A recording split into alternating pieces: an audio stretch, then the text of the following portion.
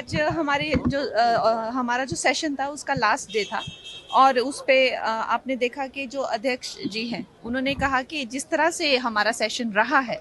ये बिल्कुल भी जो निर्धारित हमारी शर्तें थी कि 120 घंटे की चर्चा करनी थी और क्या क्या विषयों पे चर्चा करनी थी, कुछ भी नहीं रहा, उसका निल रहा। बहुत ही कम जो है वो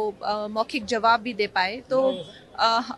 इनको भी काफ़ी डांट लगाई है कि इस तरह से जनता का भी नुकसान होता है और देश का भी नुकसान है। विपक्ष लगातार एसआईआर को लेकर हंगामा करता रहा है सत्र के दौरान, और कल जिस तरह से होम मिनिस्टर के ऊपर कागज उछाला है। जी नहीं, तो ये बात जो है ये दो गली बातें जो है, एक तो कहते हैं कि जो जितने भी वोट्स है वो फेक है, उसमें जो है किसी तरह की कोई मिलावट की। तो जब अब एसआईआर की जो ये प्रक्रिया है पुरानी सरकारें भी करती थी और ये हर एक लोकतंत्र की, तो उसमें जो उसको पूरा जो सैनिटाइज करना है, जितने भी चाहे वो घुसपैठिए हो गए या फेक वोटर्स हो गए या डबल वोटर्स हो गए या किसी तरह की और